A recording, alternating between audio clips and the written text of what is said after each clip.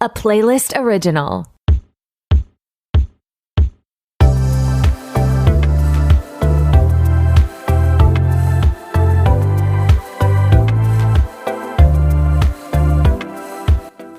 Hey, what's up? It's your host, Torry, and who is ready to be petty? Welcome back to another episode of RTBP. I am so glad you're here, and I hope you're doing well. I cannot believe the first week of January has come and gone. I'm back to work. I worked from home this week, which was a blessing because it was a slow re-entry. I literally forgot how to navigate Microsoft Teams and forgot what I was working on and all of that stuff. So it was a little bit of a slow slog. I am back in hot yoga, which is really nice just to have a routine.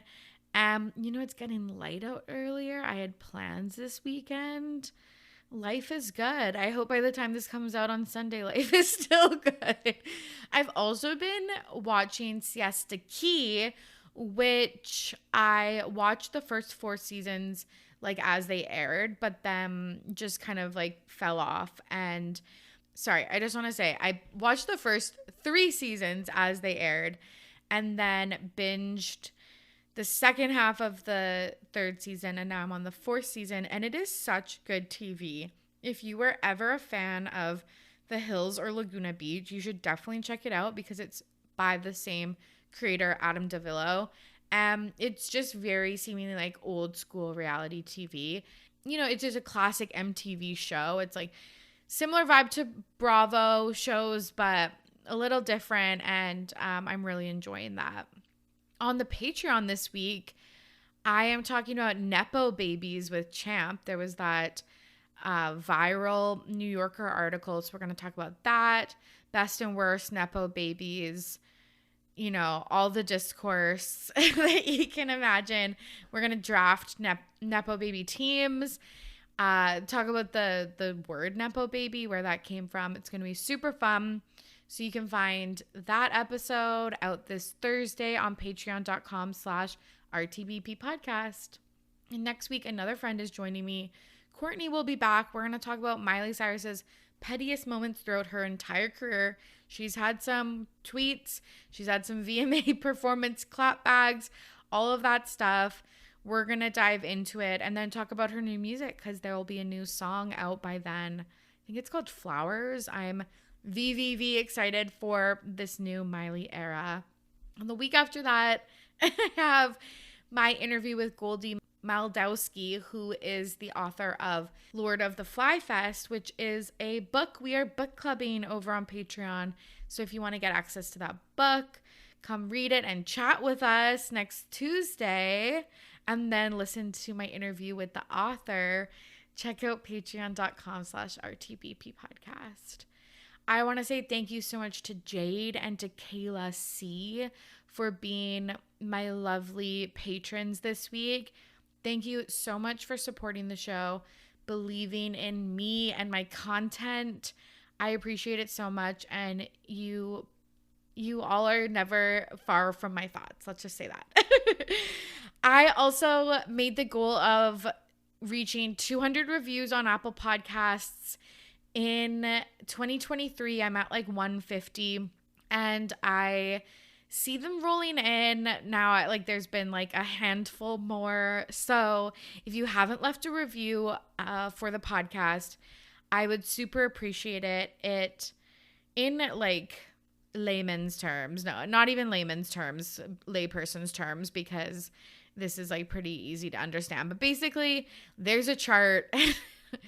It's connected to an algorithm based on downloads and reviews and all of that BS. The more downloads I have and the more reviews I have means I will climb higher on the charts. So more people will find the podcast.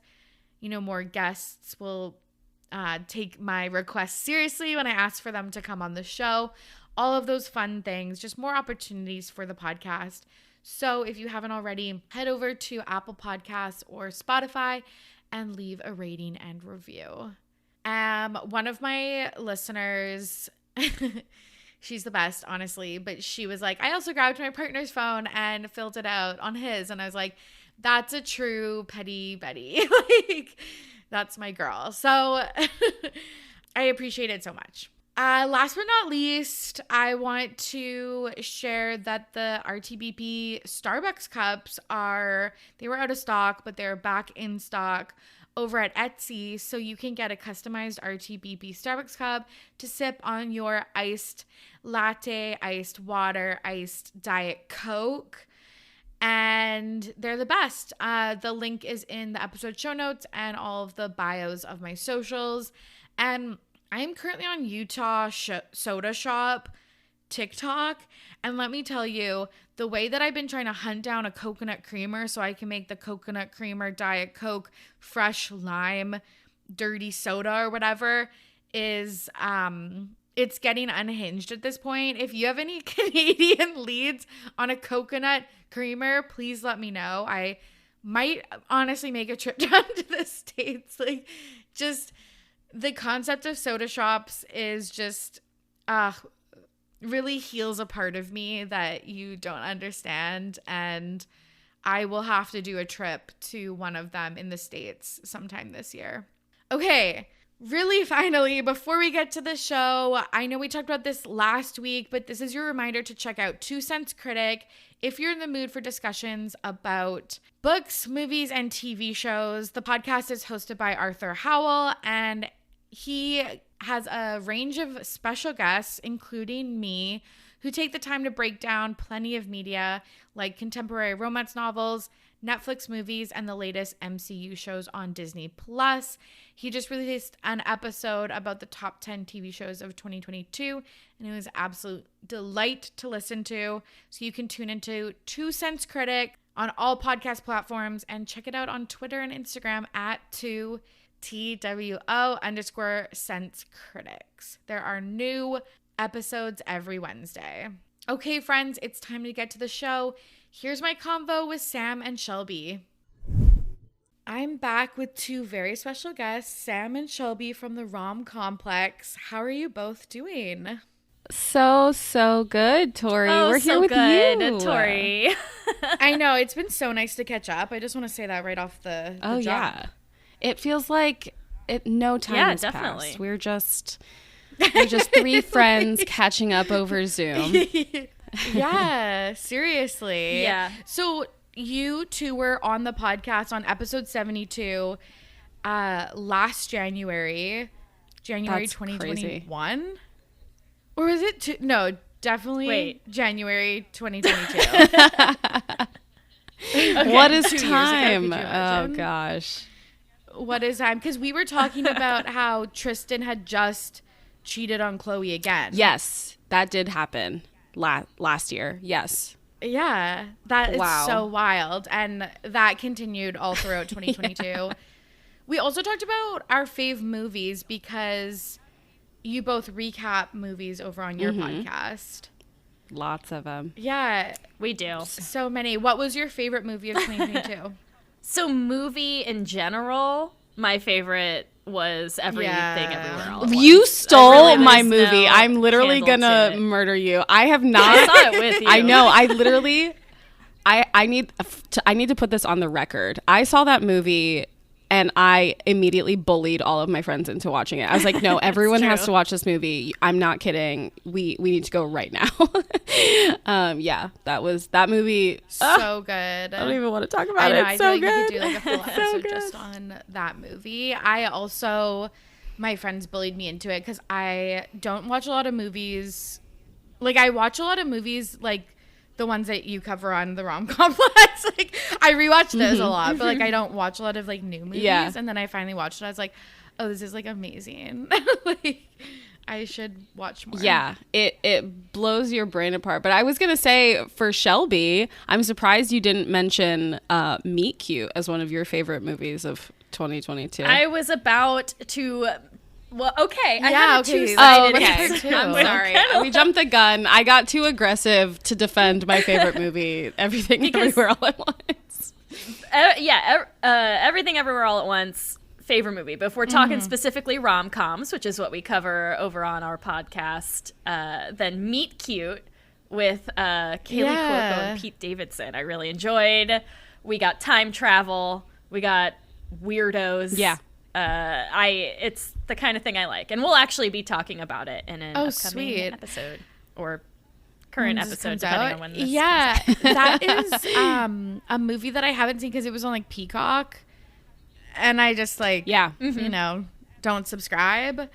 But yeah. Right. But it's so hard when there's such good movies on a billion different platforms, because I just recently watched Cha-Cha Real Smooth, which is on Apple TV. And I never would have watched it because I don't have Apple TV, but I was at my sister's house and my sister has Apple TV. So I was watching it there and I was like, this is actually a really good movie. Like, I never would have watched it if you didn't have it. if I didn't. Totally. If I wasn't there. 100%. Yeah. That's why I like TikTok and stuff. Like, it gives me a lot of suggestions that I wouldn't have like picked up otherwise. So yeah. Are there movies you two are looking forward to cover on Rom Complex in 2023? Well, we're all of our January episodes are about movies that came out in 2022. So it's kind of like newer movies. So I'm excited to talk about some more recent stuff because, you know, we're usually talking about like early 2000s, late 90s stuff because of I was going to say golden age. Yeah. No doubt in my mind. Yeah. Can't beat it. Can't beat it. But yeah, that's just super. The ones we have coming up are super exciting. Like Shelby said, we have Meet Cute coming up. We're also doing like Fire Island, right? That's on our list. And then the Rosaline movie that was on Hulu. I just watched that. It's super cute. It was like a fun, if you're looking for a movie just to like not have to pay super attention to, but just like have a good time. Like if you like have to answer a text during it, you're just like, okay. It's like really fun. I thought it was cute and campy. Yeah. You can play Wordle while you're watching it. It's great. Yeah. It's great. I really like so yeah. Who's I always forget her name. The main character. Hailey Bieber. From Booksmart. She's so cute. From Booksmart. She's really talented too. I think she's really like funny and she's a good actor. Yeah, I really like her. Yeah. So she's really cute. And the guy, I don't even know who the guy in that movie is, what his name is, but he's attractive. And I only watch movies with guys I think are attractive. It's call it my toxic trait. Who cares? Isn't that what movies are for? Yeah. Really? Watch attractive people. Come on. Are you both excited for Barbie? I am. Yeah. I think it'll be fun. Yes. I'm a huge Greta. So I actually, early Greta stuff I wasn't really into, but then I watched Little Women and it like changed my life. And I'll never not love Greta Gerwig after that. So I'm just really excited to see what she's gonna do with Barbie. Me too. Yeah, as soon as I saw the trailer, because like when all the stills were coming out, I was like, oh, this is like real campy. Yeah, like what's happening? But then as soon as I saw the trailer, I'm like, I'm just gonna like make this my personality for 2023. Like, yeah, I see neither do I.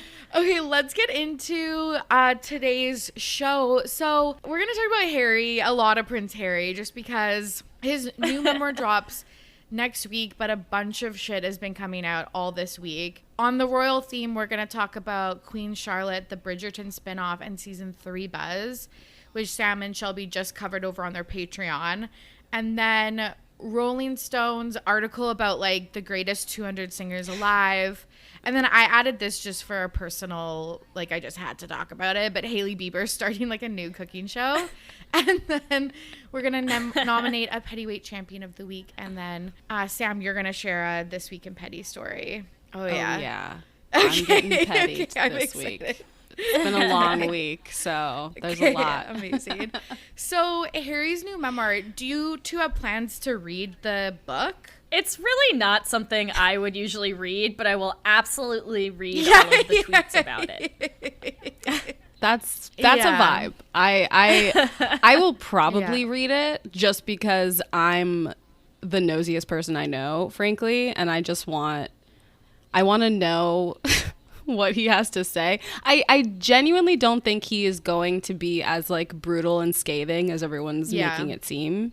simply because he's had so many opportunities to be that and he hasn't. So I'm like, such a good point. He's not going to. So maybe all of the worst stuff we've already heard, like from what they've said. It's like when they put all of the jokes in the trailer. Yeah, I can almost bet that's exactly what happened, because we got a lot of like clickbaity titles, which again, I was hook, line, and sinker clicking on every single one of them. Like I kept adding to this outline, like every like 5 minutes, but I felt like I really wanted to read it, and now I feel like I'm getting just a teach burnt out after the documentary. And then he has 2 interviews, which I probably will watch on Sunday, and I'm like, I'll probably read some articles and maybe like revisit this down the road, because I'm really interested in hearing his voice, like his, not that I'm going to listen to the audiobook, I'll probably read it, but like his, like, I don't know, just the way that he tells the story, I think would be really interesting. Yeah. Like the story from his point of view. Yeah. Like hearing it from the source, basically. Yeah, and I just think it's unique. Which is kind of why I want to listen to the audiobook. Yeah, because he does narrate it, so maybe he is narrating it. I'm kind of like, interesting. Yeah. Oi! I'm Prince Harry. Is that what he sounds like? Yeah. I thought he had joined the Your call. Thank you. Dead ringer. I've been working on it. I've been working really hard. Spoiler alert, Shelby is actually Prince Harry. It's a whole... Wouldn't that be a treat? That would be a dream come true for Sam. Your friend turns out has been secret royalty and is going to pay for the rest of your life. Waiting to happen. Let's go. Pay my life, please. So there was like weirdly no advance copies of this book sent out to any like news sources. Do either of you know why, or do you just think it was like to create intrigue? Yeah, I suspect it's like, oh, we don't want anyone to know before. Well, joke's on you. It got leaked. We don't want a Snape kills Dumbledore situation. Which, like, I guess that's fair, because again, I feel like maybe it's like understated how historic this is, because we never hear from the royal family like directly. It's always through third parties. But apparently it accidentally went on sale in Spain early, and then people like leaked excerpts, which is where we got all these like wild storylines, which we're recording this on Thursday, January 5th. And like, this is like breaking in the last like 12 hours. So it's a hot story. Hot off the presses. We're right on it. So, okay, let's do like kind of not rapid fire, but like let's just go through some of the stories. This was sad. When Prince Charles told Harry about Princess Diana's death, he didn't hug him. He just, it's so British. He just like put his hand on his knee, and I was like, that's like, just thinking about masculinity and stoicism and shit like that. I just was like, this is really point in case that's not the saying I'm looking for, but this is really like an example of like hug your children, like show affection and comfort. Well, and I think stuff. Like the way the royal family is, like, was Prince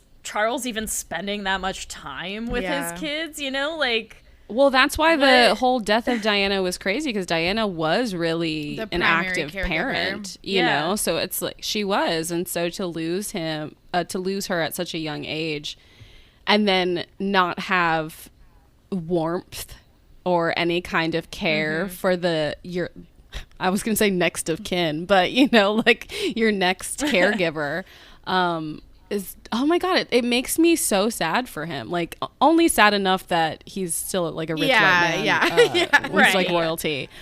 But it's still sad to think that, and especially when you think back to like the photos and videos from Diana's funeral, where you see just like little baby Harry walking behind the casket, that makes it extra sad for me. Yeah, like, in like a full suit, like that. It's just, just the weirdness of all that is really sad. And I think like that's really affected him.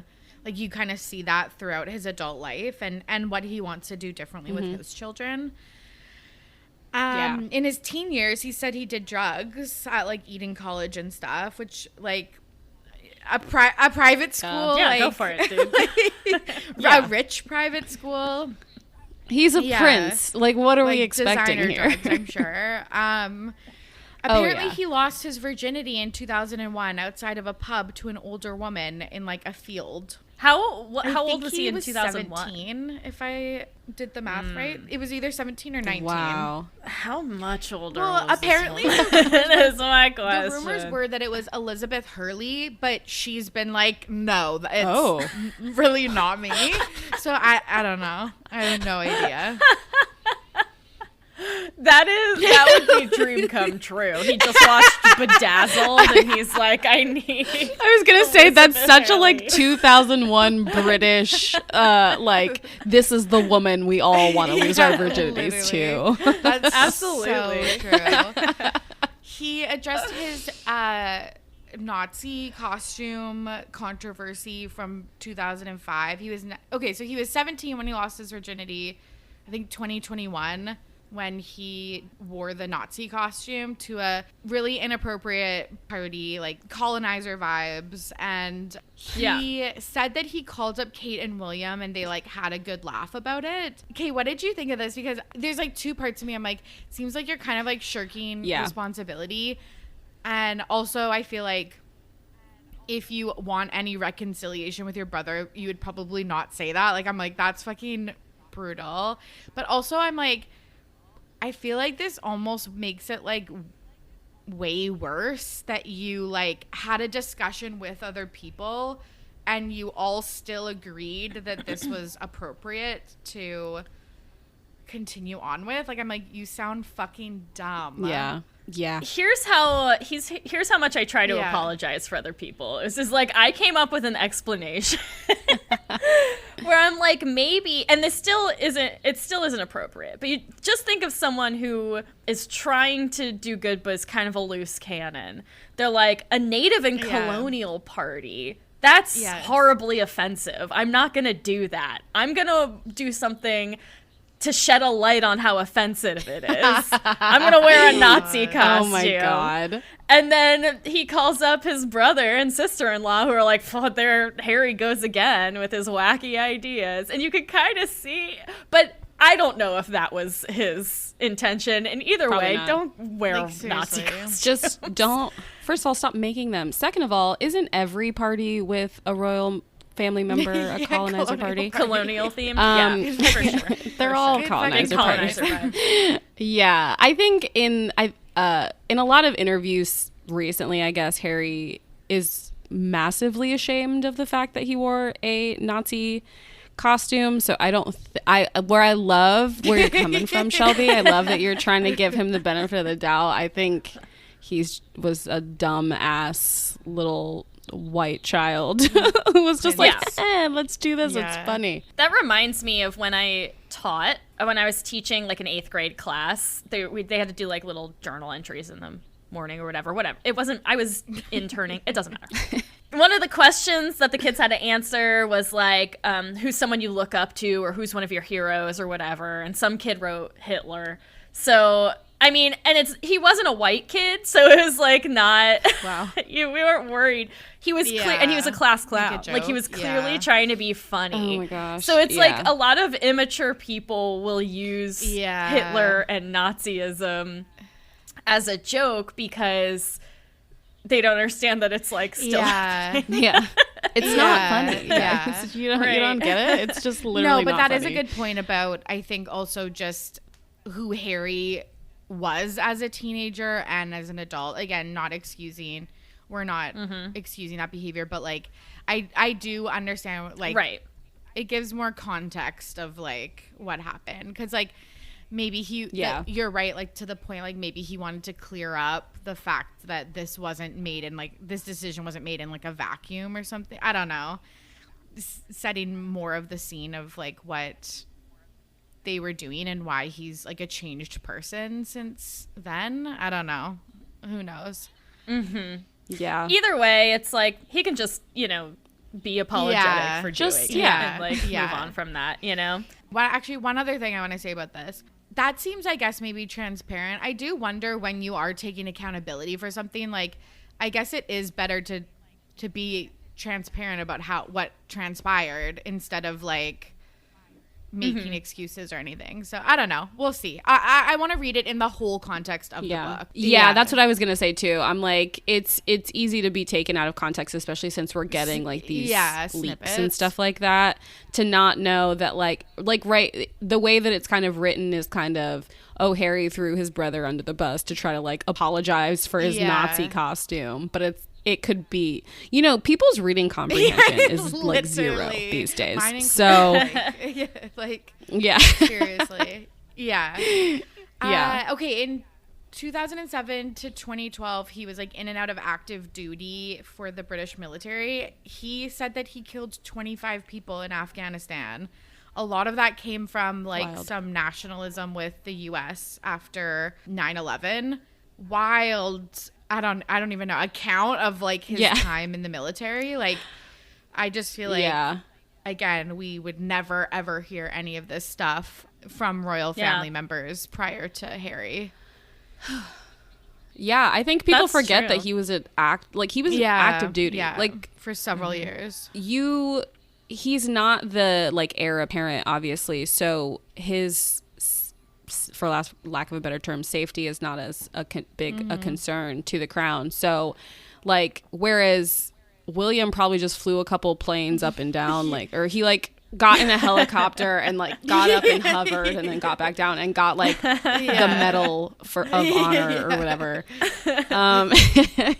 Harry was like in Afghanistan, like as not being treated as a prince, being treated as, you know, a soldier. It's just wild to even think about that. Yeah, absolutely. Apparently, both him and Will asked Prince Charles not to marry Camilla, and then he did. So it's like, fuck. I guess he didn't want to like tarnish his mom's name. Like, but I don't really understand how like them getting married versus them just being in like a long-term relationship would be like any different. But I don't know. People are stodgy about that stuff. Yeah. This is how out of touch I am. And I never realize it until I come on this show. But I'm like, who is Camilla? She's the Queen of England, Shelby. No, that can't be true. Yes, she is the literal Queen of England. She's the Queen of Oh, gosh. Camilla? So he was dating her prior to Diana, and then like had an affair with her during their marriage as well. Well, no wonder his kids didn't want him to marry her. Yeah, and he said he wanted to be Camilla's tampon, and he wanted to be all the time. I'm gonna have to put a fucking trigger Listen, warning on this episode. Put all the content warnings you want to, but look up tampon. I actually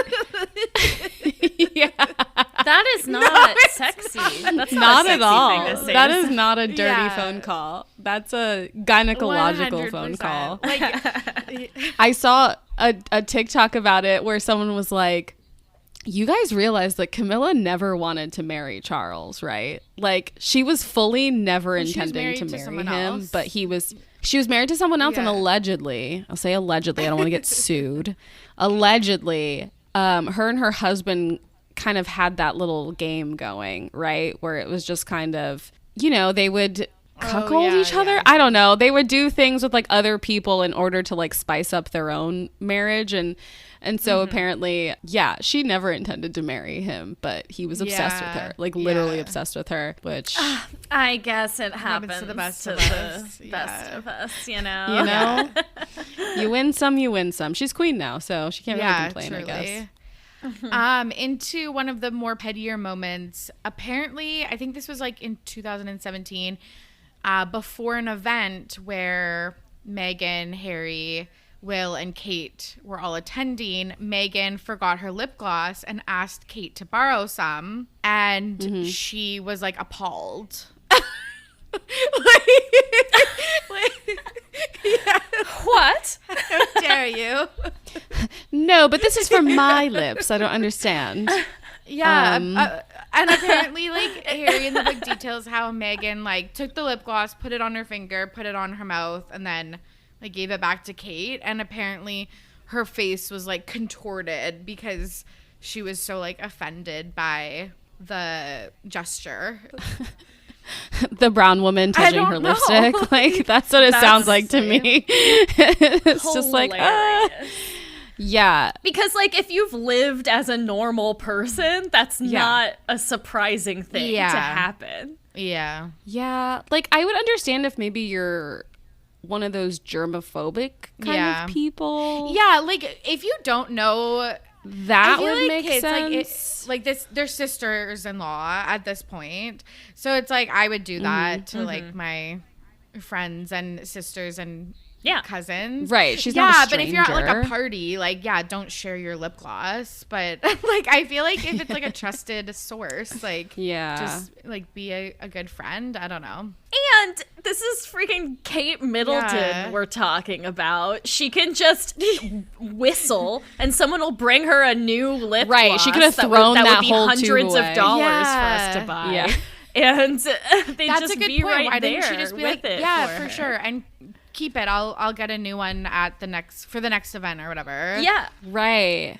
There are so many ways to gracefully handle that situation, even if you don't want someone else sharing your lip gloss with. So You're true. right. Sounds to me like Kate's not very graceful. I don't think she is, and I think we're gonna hear a lot more about their relationship pre the Meghan Harry wedding when the actual book comes out. So I'm kind of excited about those. I hope so. That's the interesting bit, because a lot of people have talked about the fact that the reason Kate was so standoffish with Meghan was because like she felt territorial over Harry in a like probably not healthy way. Like, oh boy. It's like she wasn't getting attention from her husband, but her husband's brother was there and her husband's brother was giving her attention kind of situation. I was just gonna say, I've read this. I was literally I just know where gonna this say, goes. have you read The Royal We?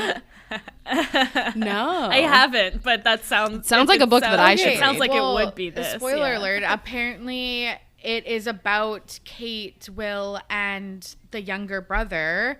And they meet in college, and it's very like loosely based off of their lives, and she hooks up with the younger brother one drunken night. Of course she does. And actually it's becoming, because I feel like this is going to be really up your alley because of the pod. And just me in general. so it's written by Heather Cox. It came out like quite a while ago. I don't know if the like cheating in 2015. I don't know if like they weren't together when she hooks up. Yeah, allegedly with the brother. Sex. Well, yeah, it could have been during that like The little breakup that they had between Will but and Kate. But just wait, I'm pretty sure it's becoming a movie, and I think it was optioned. Was it Reese Witherspoon? Ooh, nice. That's gonna be good. Oh no, okay. Apparently, Mae Whitman and Lauren Graham. Oh, interesting. Yeah, cool. Love yeah, them. They're apparently great. they're producing it, and Lauren Graham is the screenwriter. Oh, yeah, fantastic. Interesting. Yeah, I'll definitely be watching it. I love when there's a royal spin on things. Listen, I don't condone the monarchy. I'm like anti-monarchy, but when it comes to I know. I'm like abolish the monarchy, but like don't look at my Goodreads. Like, but like give me my Prince Charming. The thing that's probably getting the most news is apparently in 2019, Prince Will physically attacked Harry. He grabbed his collar, broke his necklace, and knocked him onto the floor. After Harry said Will was saying Meghan was difficult, rude, and abrasive. As well as after Harry admitted he was having a tough time being the spare, and he just like didn't react well. And then Harry didn't tell Meghan that this altercation happened, and she noticed scratches on his neck and like asked him about it. And he said it's because Will like attacked me. That's so wild. In 2019, first of all, okay, listen. Brothers having a fight. Normal. Yeah. You know? But in 2019, these are fully adult men. Like, not just adult, but like adult. Yeah. Like, you know? could be king at any time. You have 3 kids. Right. You can't be fist fighting your brother. No. Sober? Absolutely not. Yeah. That's messed up. Excerpt reads like you're totally right that it's like 2 7-year-olds or whatever, or like a 7 and like a 9-year-old or something, and they just like can't get over it. So I am so glad. I mean, I'm gonna have to knock on wood or something, but I can't foresee having any problems with my family that would continue into that late. Like, we've at least figured out how to live with each other, you know, how to live with the existence of each other. Yeah. That we're not going to get in fistfights. No, that's what screaming matches are for. Yeah. I don't even do those anymore. I'm just trying to survive. Me and I'm my trying to family live life. on an elevated volume. Same. If I were to talk to them at a reasonable tone, they'd be like, what's wrong?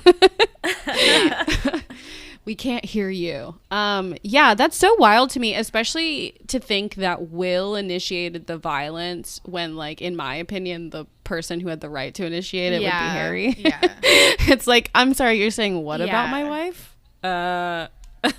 We're fighting. That's it. Yeah, and then I think, just the gist is a lot of people are talking about, like, how can you ask for privacy and then you're writing a book, you have a documentary, like all of this stuff. But he makes some like really good points about how basically all of this stuff was getting leaked to the media anyways through the palace. So he feels it's fair to like get his side of the story across. Yeah, they made a point of that in the documentary as well, to talk about how they never asked for privacy. They basically said that we're doing this in order to gain our own independence, and to like make our own money and do all these things, because like what they're really asking for isn't unreasonable in terms of privacy. Yeah, it's like, fairness. I think Megan says it. She says it in one of the episodes where she's like, you know, if I go to a coworker and I show my coworker a photo of my kid, it's not then his right to be like, show me your whole camera roll. I want to see every single photo that's in your phone, right? It's like, I'm choosing to share this with you. So Harry chose to write a book. They chose to make a documentary. Those were their choices, while everything else has been the media kind of attacking them and planting false stories and all this other bullshit, which they didn't consent to. That's such a good point.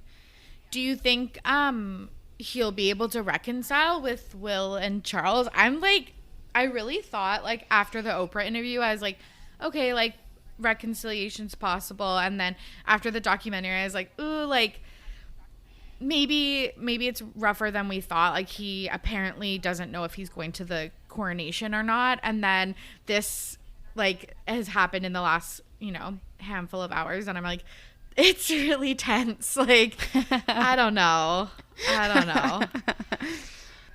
I mean, I always hope that people will be able to reconcile, but it requires all parties to have a degree of maturity about this situation and like be able to step back a bit from the situation.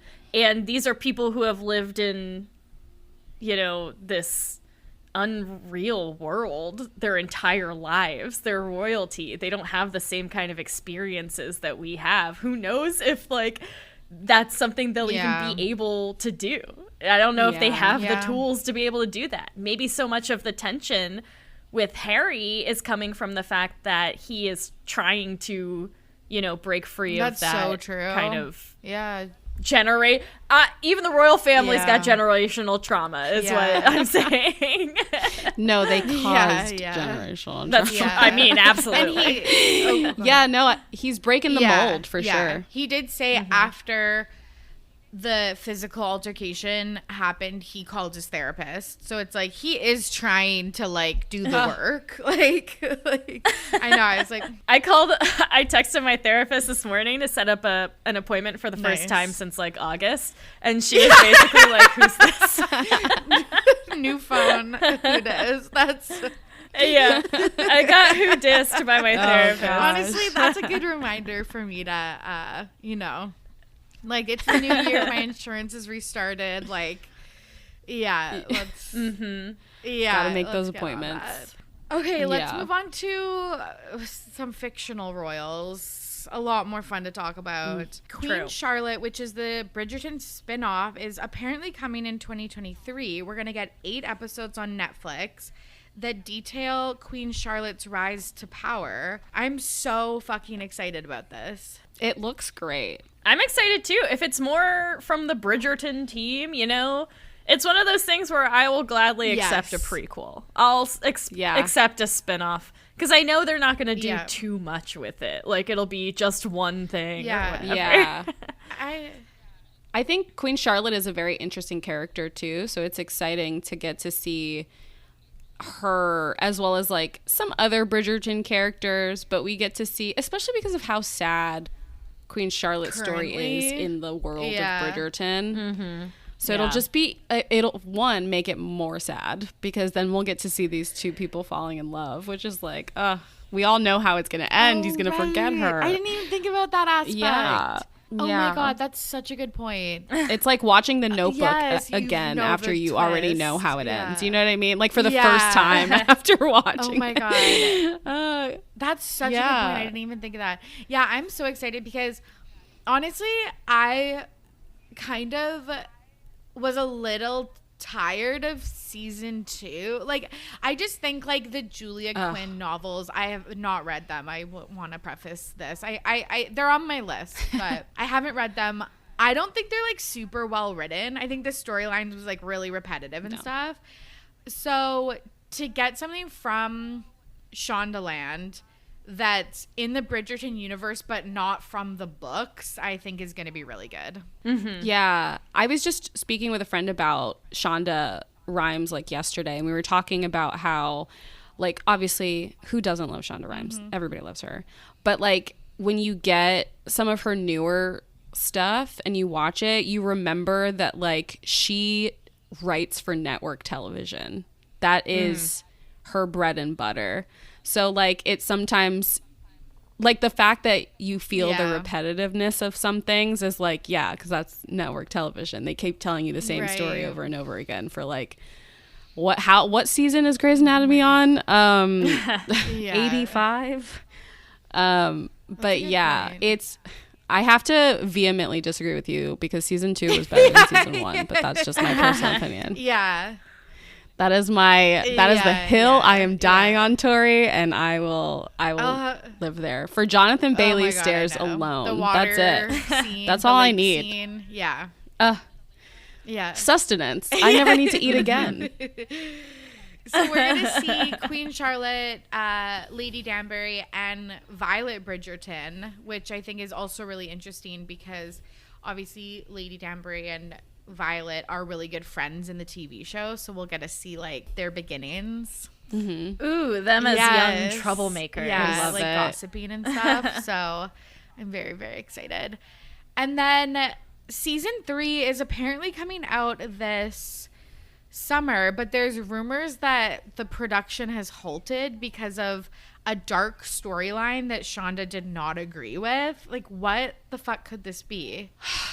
Listen. That could be anything, and I don't even want to speculate because, like, if it's a dark storyline that she didn't agree, my worries is it's something like triggering that it's like she's like, I don't want this happening, and I agree with her. I don't want that happening. Yeah, but you know, if she just meant like, oh, someone or like someone got killed off, but they like don't want to kill them off or something like that. I don't know.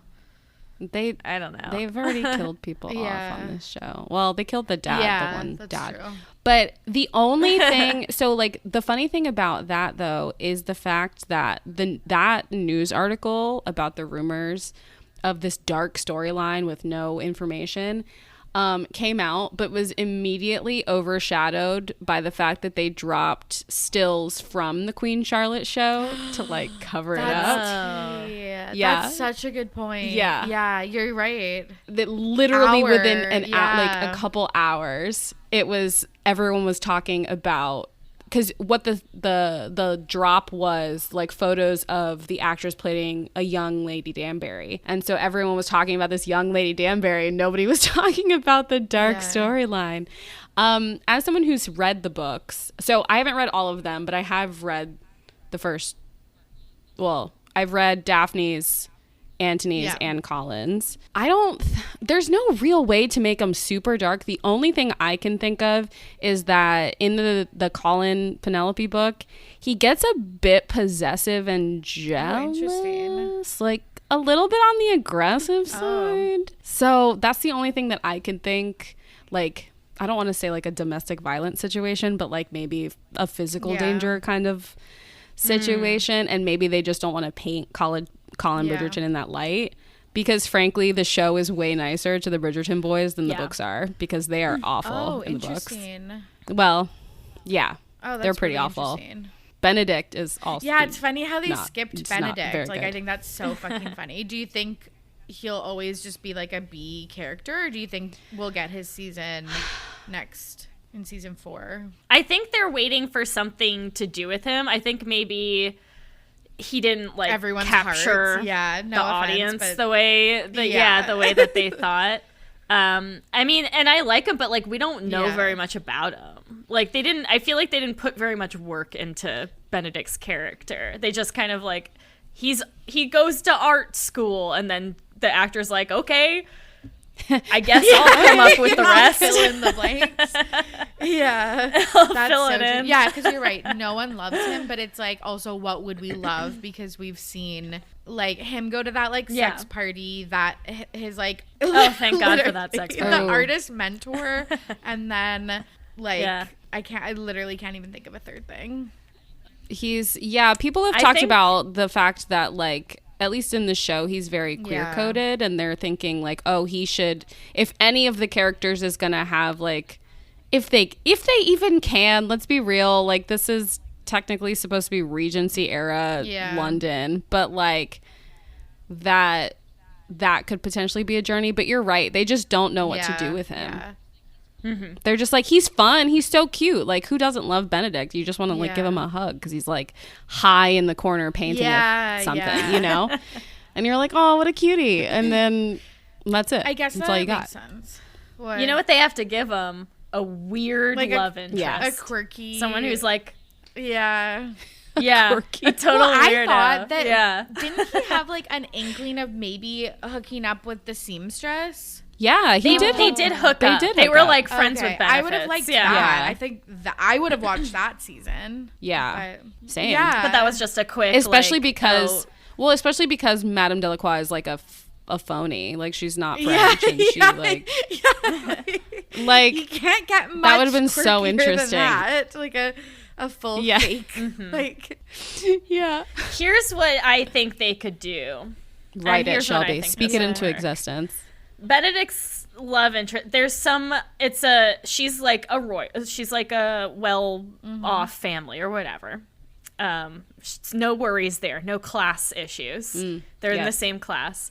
But she's one, weird and quirky. Two, sickly. People worry she's gonna die.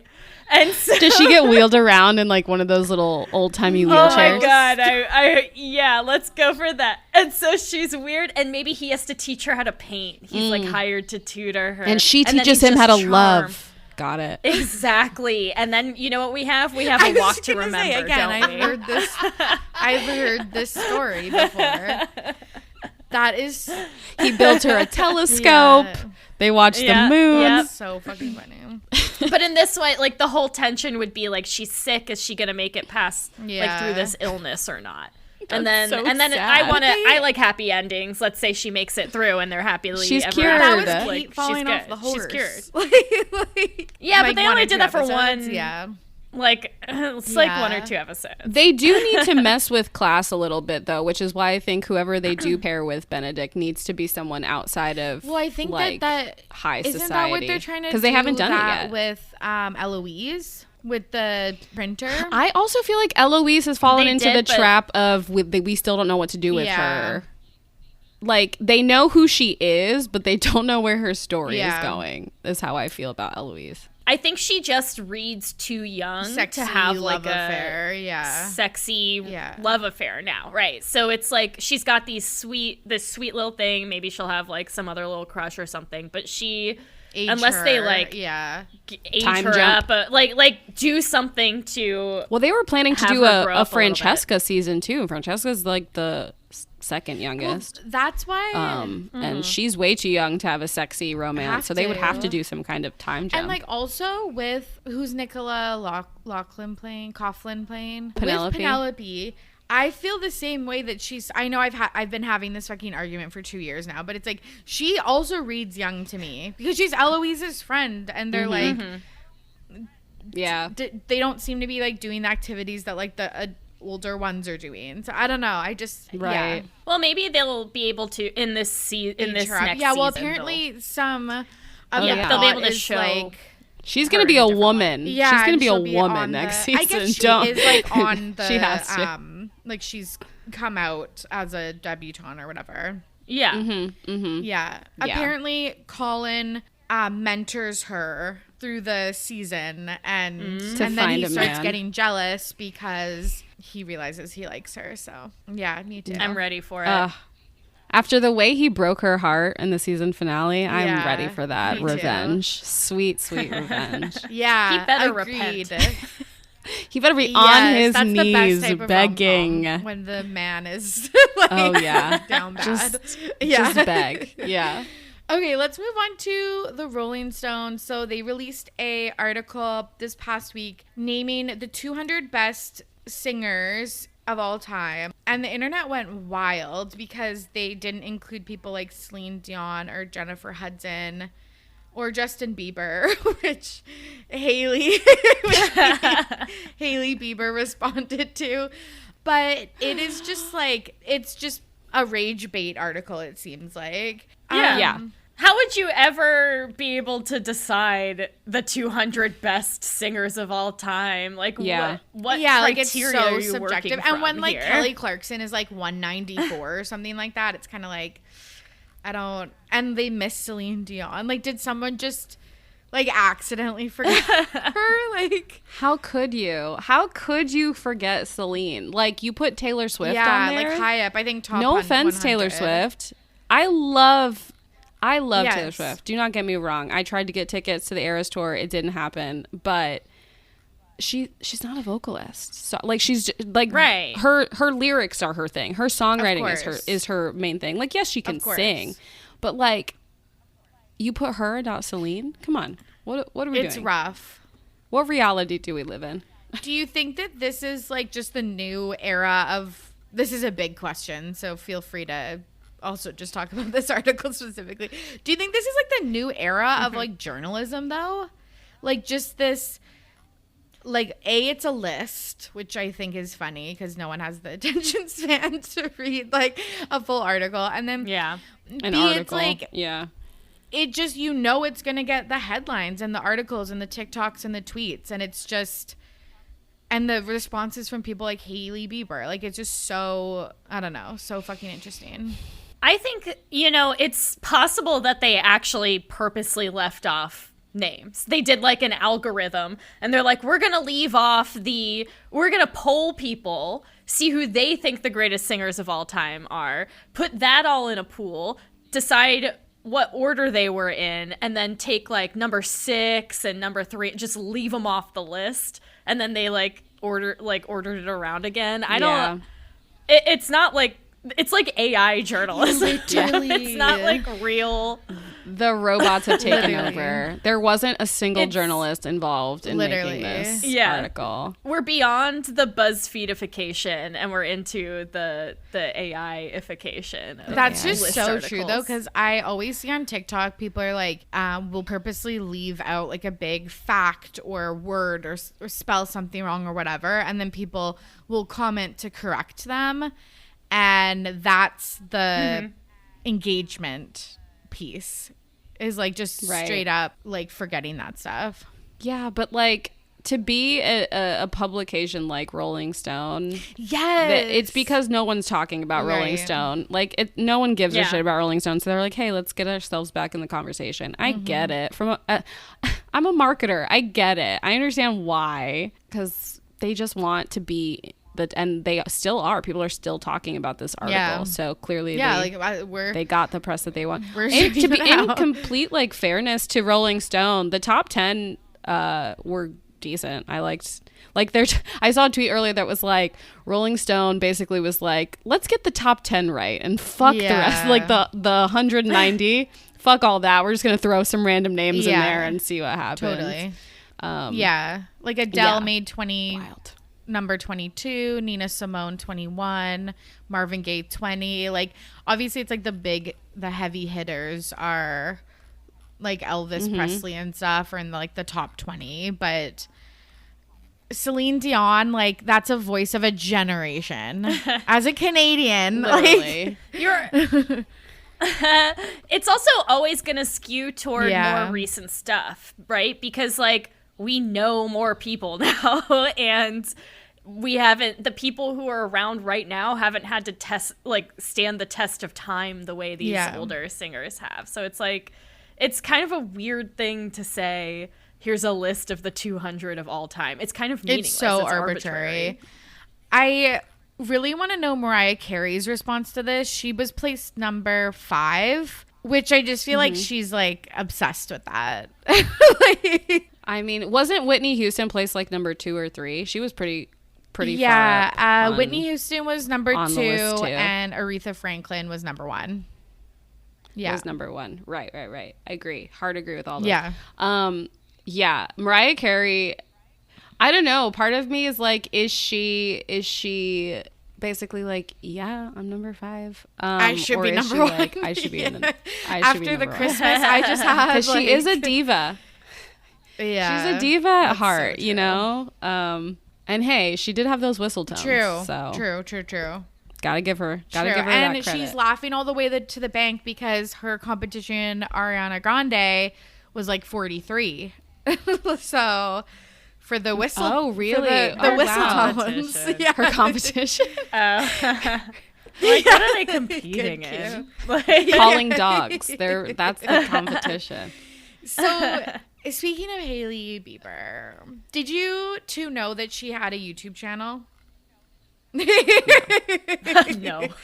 Okay, because I did, because she has this series called Who's in My Bathroom, where she interviews people in her bathroom, and they usually are doing like some type of activity, like a craft, or putting together a charcuterie board, or like whatever. It's weird. Okay. I think they just said like we need something that's like that's like the weird. kitschy thing. It's actually Yeah. They're like, what? Yeah, and everyone's like, oh my bathroom. God, like, no one does that. It's like Shelby, put that in the doc for the Rom Complex. I was just gonna say your 2023. Patreon We're gonna do episode. everything Once from we the get, like, bathroom. all be filmed in the bathroom, like in a bathroom. If I had a 2-bathroom apartment, then I'd have 1 bathroom for bathrooming and 1 Podcasting. bathroom for recording. Oh, you're right. That's You're right. so You're funny. right. Yeah, Put that on the list. A house with 2 bathrooms. and Got she's it. like. Jotting it down now. She's shown, this was like cool, her like mirror flips around so like they can put cameras where the mirror is, so like it is authentically like filmed in her bathroom, which I think was interesting, but it doesn't get many views. She only has like 2 million on YouTube, which I know to us is like the goal. Like, Yeah. but for Right, yeah, but for someone like an Hailey A-list Bieber. celeb, I feel like that's really low. And so she recently started a spin-off of Who's in My Bathroom called What's in My Kitchen, which is a show where she's cooking, and it's very much giving Selena plus chef show vibes. Listen, I was going to say it, but I held my tongue, and I'm just going to say it now. If Selena Gomez had a show called Who's in My Bathroom, we would all be 2 billion views per episode. It would be like optioned for movie deals and like network television. But I'm sorry, Hailey. I assume that's what Only Murders in the Building is about. Yeah, that's I can only assume. It only takes place in a bathroom, actually. Yeah, it's especially given the interview that Hailey did on the Call Her Daddy podcast. I just think she's obsessed. She's obsessed. Like, I don't want to mince words. She's fucking obsessed with her. Yeah, She's obsessed with her. Like us. Like, I also like. I feel like I tease her about this, but it's like I probably would be the same too. When everyone is obsessed with your husband's ex-girlfriend that he dated like over 10 years ago, like to a point where you're on a red carpet and they're chanting Jelena, like I I would have a so fucking chip hateful. on my shoulder too, but it's crazy. I would so lean into it. I would lean into it so hard because I would think it's hilarious. I would literally be like, you guys need to get over yourself. He's not with her anymore. They haven't talked in a decade. Relax. So I would do things like, part of me wants to say she's doing this stuff on purpose, like the what's in my kitchen. She's doing it on purpose to like be like, oh yeah, I'm trying to be Selena, but she doesn't actually give a shit, but she seems like she gives a shit. Whereas I would straight up copy Selena because that would be funny to me. What if like she's like friends with Low-key. Selena and they're like cooking this up together? She like shows up for episode 2. Again, she fucking needs it for the Right? views. Oh my god, that would be so. What if it was just Selena actually? What if Hailey wasn't even in the video? It was just Selena cooking. No. Oh my gosh, hear me out. And I am available if they need anyone to write for this. Hailey's doing her first episode, just kind of like a Selena and Chef thing. Partway through, interrupted. Who's at the door? It's Selena. She's the chef.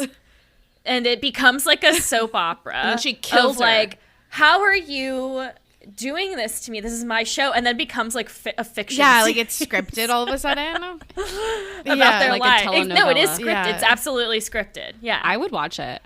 Is Hailey Bieber an actor? I don't know. No, she's just the daughter of Yeah, of famous Stephen people. Baldwin. Nah, and she probably Yeah. couldn't pull it off. Yeah, Stephen Baldwin. I couldn't Selena remember could do which it. Baldwin she Yeah, was the she's child a of. But yes. model and an influencer. Allegedly.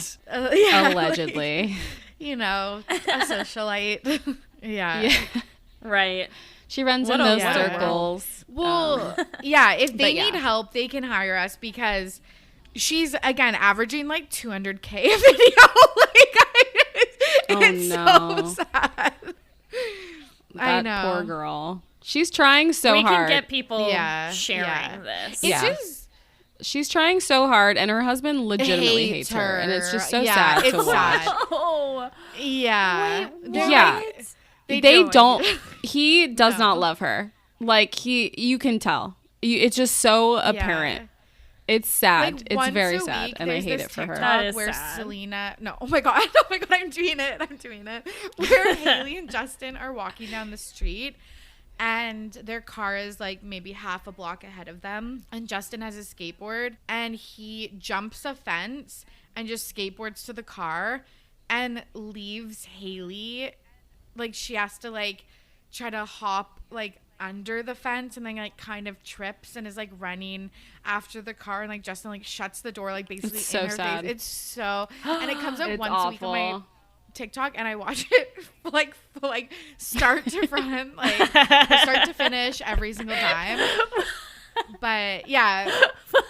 You're like, maybe she'll catch up Maybe there's this a time. less sad outcome, and it's just like devastating every single time. Tori's living in a TikTok time loop where it's just Yeah. that video, and she's expecting every time Yeah. she swipes up, she thinks it's a Like- new video and it's gonna Yeah. end differently. Yeah.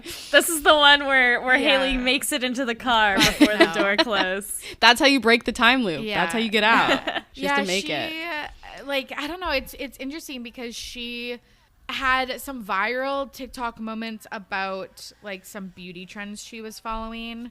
Not that she created them, but I think people really like, you know, globbed onto them from her. But she's trying these like, I don't know, these different ways of engagement and content, and it's just, I don't know. You have to stick to what you're good at, I think. Yeah. Just exist. Like, why are we? That's the why are you other trying to do thing is anything? just exist. if I was right? that rich and married to like someone rich, I would just exist. Like and road beauty. Yeah, the Kardashians have been doing it for Yeah, centuries now. They just like exist and people follow yeah, them. It's insane. Just do that, Hailey. Just do that, Hailey. Okay, let's move on to Pettyweight Champion of the Week. This is the part of the show where we're gonna nominate a Pettyweight Champion of the Week, someone in the media who did something petty and it was iconic, and we're actually gonna loop back to Prince Harry. Like, just because He's our petty king. Like, He's just been coronated our petty truly, king. like not the king of England. Like, No. He might not be close in line for King of England, but he's right up there. Agreed. King of Petty. Hell yeah. So Pop Crave, which is a Twitter account that I follow religiously, it's so funny, tweeted out a tweet that says Prince Harry calls William's hair loss alarming and says that his resemblance to his mother, Princess Diana, has faded with time. It's never not funny. It's literally never not funny. The word choice of alarming. Like, why is it alarming? So good. Like, it's so good. Like, if I wanted to say something that, like this is truly one of the worst things you can say to people, especially men with their hair. I just feel like it's like a big thing. And it's like, but it's not like, oh, it's sad. It's concerning. Choosing alarming is just like perfection. There was also like a follow-up tweet where it says Prince Harry says that although William is only 2 years older, the hair loss is more advanced than his.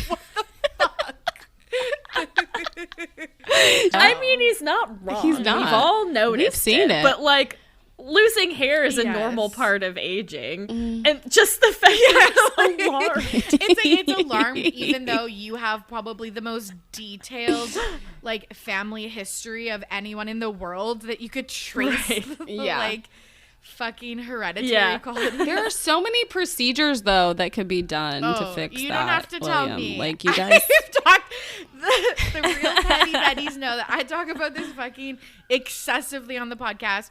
Go get a hair transplant. Like, seriously. Do it. Like, just do it. Just do something. Yeah. If it really means that much to you, William, go do something. And if it doesn't, then get over it. Or don't, because like Shelby said, it's a normal part of aging. So like, whatever. Right. Yeah. Just like own it. Yeah. Or fix it. Like, you only have the two options. I do think William is very butthurt that Harry is the hotter brother. Sorry. Especially because William back in the day was like a fucking back in the day. He was so cute. He was so cute. Yeah. Well, I mean, why not let your brother have his time? You had your time. Mm-hmm. Yes. You know? You thought you were going to stay a heartthrob forever? I mean, Harry's still a heartthrob, and they're only 2 years apart, so... And he's in therapy. When he was younger. Come on. I think he was. Cute. He was definitely like, he was like party boy Harry, right? So he had that like frat boy vibe that the women love, you know? We love it. The women love it. I just also love how, because honestly, Pop Crave could be nominated as well for just this tweet. But I love how they picked like the, you know, like obviously photoshopped or just like, you know, smoothed out picture of the memoir, which is, you know, a close-up of Harry's face, and then like the worst picture of Will like scratching his head and looking sad about his hair loss. Like, it's brutal. Like, it's absolutely brutal. I love it. I literally love it. Someone had the time of their life, just like picking out those two. They were probably high out of their mind. They're like, I hate my job. Yeah. I hate having to talk about these people. Yeah. This is hilarious. Yeah. I love my job now because I got to pick out these pictures. Yeah. It's definitely someone who's like, I could choose the altercation. I could choose the lip gloss. I could choose like whatever like storyline from all these leaks, but no hair loss. Hair loss. For the hit them right where it hurts, guys. You gotta straight to the nads. I love it. And knowing how presumably fragile William is, I am having a little chuckle. Like yeah. I'm living. Yeah. I'm living for it. Okay, it's finally time for This Week in Petty, where Sam is gonna share a story about something that happened to her in real life that she's petty about. What are you petty about this week? Okay, listen. I don't know if you've read the news, Torry. Depends on what type of news. Well, it blew up on Twitter because it was awful. So I don't know if you heard that Southwest Airlines fucked the entirety of America on the holidays this year. I was one of the impacted. But I had it way, way better than a lot of other people. Can you just do like because like yes, I saw it on Twitter, but because I'm in Canada and I wasn't traveling for the holidays, I didn't like super. Right. Can you give us like a little like summary? A little brief summary is that there was a huge storm that happened in like upstate New York, I think, right? That impacted a lot of flights, presumably, right? But for some reason, Southwest had an absolute meltdown. I know the reason. Yeah, because they suck. Okay, because this is what's on my TikTok. Yes, I've literally also seen this. Yes, but I want you to explain it. Most airlines have a hub that they work out of. Like they have a central hub airport, right? And they have like a central location. They're sending planes out, and most of the planes are coming back to that central location. But the way Southwest works is they don't really have any hubs. They're just going from airport to airport. Like a bus. So you don't really know if your plane could be coming from somewhere crazy and then going somewhere completely on the other side of the country, and it's not necessarily going back to the place it came from, whereas most other airlines do that. So when there were all of these big winter storm holdups, it held up so many planes that it caused like a domino effect of planes being delayed. Yep. Something like 80% of flights were delayed or canceled on one day. It was ridiculous. Like 5,000 flights on the day that I was supposed to travel, which was December 29th. I got a text message from Southwest 2 days before saying, "Hey, your flight's canceled." And I said, "Great." And they said you can go online and rebook. And the first available 2 days in advance because of how it was so much worse like days prior. I didn't even know. I literally didn't even know that this was a thing until I got that text message. And I was like, huh? What? And so the first available that I was able to schedule was on New Year's Day. So I had to travel back home to LA from Texas, which is where my sister lives, on New Year's Day. So my first flight was supposed to leave at 8 a.m. It left at 11 a.m. Cute little 3-hour delay. Then I get to my stopover in Vegas because unfortunately there were no direct flights, and that flight was delayed 3 hours. So there was a lot of back and forth, and there was this woman who kind of was like, because I kept going up to the, what's it called? Kiosk, like the desk agents, Kiosk, like the desk area. And I was like, okay, like, is this plane actually coming? Like, is it in the air? Like, what's going on? I tried to get information, and she kept telling me, she was like, it's on its way. It's just like a little delayed. I was like, that sounds a little, like, again, what 3 like hours. a taxi cab company would say or something. Like, right. Yeah. It's coming. It's coming. Close. Don't worry about it. And this woman at the airport was like hovering the whole time. And so I told the woman, I was like, well, can I get on this other flight that's also supposed to be going out the same day, like earlier? And she was like, there's no point. They're going to leave virtually the same time. Like, you should just stay on this one, whatever. And that's what the woman like behind me was saying too. She was like, oh, well, they're all coming at the same time, so it'll be fine. I was like, okay, whatever. So I sat down. Then my flight got delayed again, and I went up to her and I was like, can you get me on that other flight? And she was like, we only have standby. And I was like, okay, fine, put me on the standby list. Like, we'll try to get on this flight. That same woman who was hovering behind me also did that. She also wanted to get standby on that flight. And I was like, okay, cool. We get to the other gate. I'm waiting. It's a full flight. It's a fully booked flight, right? And they were like, there might be some seats. And I'm like, okay, what number am I on the standby list? Like, whatever. Anyway, long story short, I got on that flight, but that bitch who kept trying to talk me out of getting on that standby list was not on that flight. So I was like, well, you know what? Karma's a bitch. So funny. Don't try to talk a stranger out of following her gut on this like shitty ass delayed flight. I felt like I wanted to just like stick my tongue out at her as I was walking past, but I was literally the last seat. They gave me the last seat on that plane. And I was like, amazing. Let's go. I hate interacting with people at airports. Yes. It's always extremely They're always stressful. the worst people. It's like the worst version of people I'm the worst exist version at of the myself airport. there too. Like, like I'm the annoying bitch for sure. So like, like I get it, but yeah, that's absolutely brutal. Sometimes it just works out like that, but honestly, I never want to book a flight ever again. Like, after hearing what happened, I'm never leaving. Like, that's not true. But I'm like, This is why we need to invest in trains.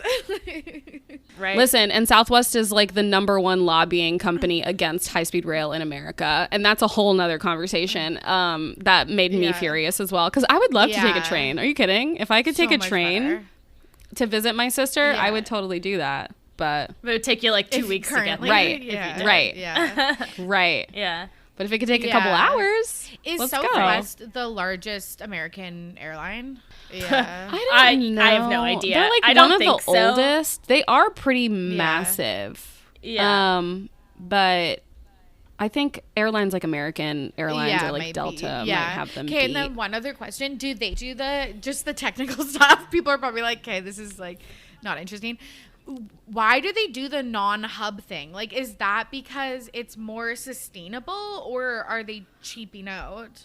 I think they just got stuck in a system from like the 80s or something. They were like, we're not upgrading. That was the other part of it too. It's like they don't run on a hub and spoke model. And at the exact same time that all these storms were crashing, like their systems started crashing. People lost their luggage. They were getting emails from Southwest saying it could take 30 to 40 days before you see your luggage again. Yeah, like crazy like system failures for them as well, like because the system, I mean, from what I heard, the systems couldn't handle all of the delays, like, and all of it's interconnected of like where the plane is, where the baggage is, where the people are. This was such a good reminder for me, not that I do this, but like just to like always pack like an extra change of clothes and like your most important things, like all your meds and shit in your carry-on. God. Always. Never. I couldn't even imagine losing. I was terrified flying that I was going to lose this suitcase, but luckily it made it. It made it with me. A bunch of my friends flying Ontario to BC bought air tags for all of their suitcases, and then two of my friends, Champ and Dana, they lost their suitcases for like 9 days or something, and it's like, jeez, how I could not imagine. I would feel so scattered and just like shitty wild times. Never again. Truly never again.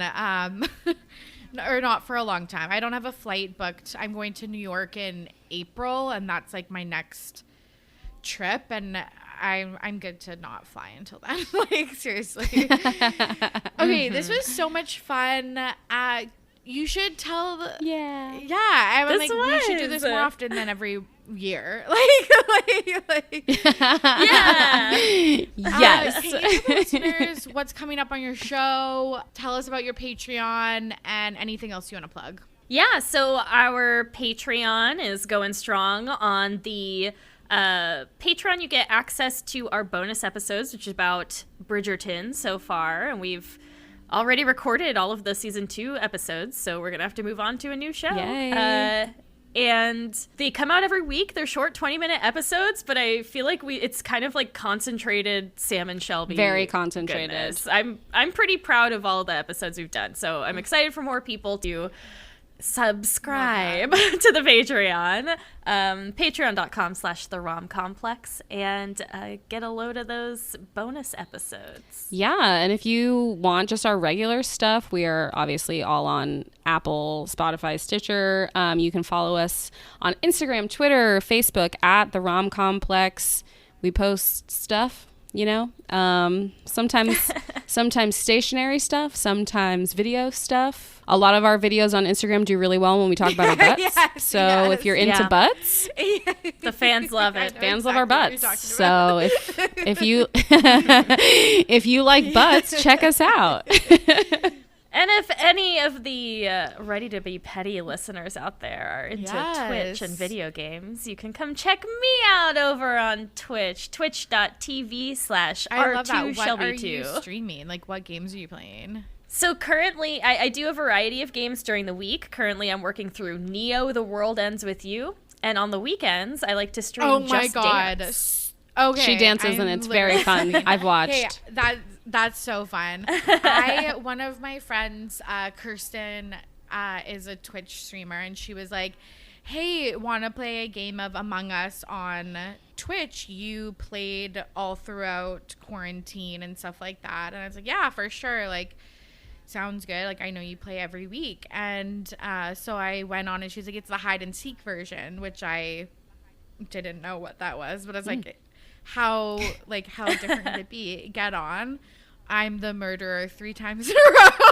Like, absolutely can't kill anybody. Like, that happened to me when I played Among Us on stream with my friends. And I'm so bad at being the imposter. Oh my gosh. And they were cracking up at me because I kept like murdering people in front of other people. This is the only thing I could do.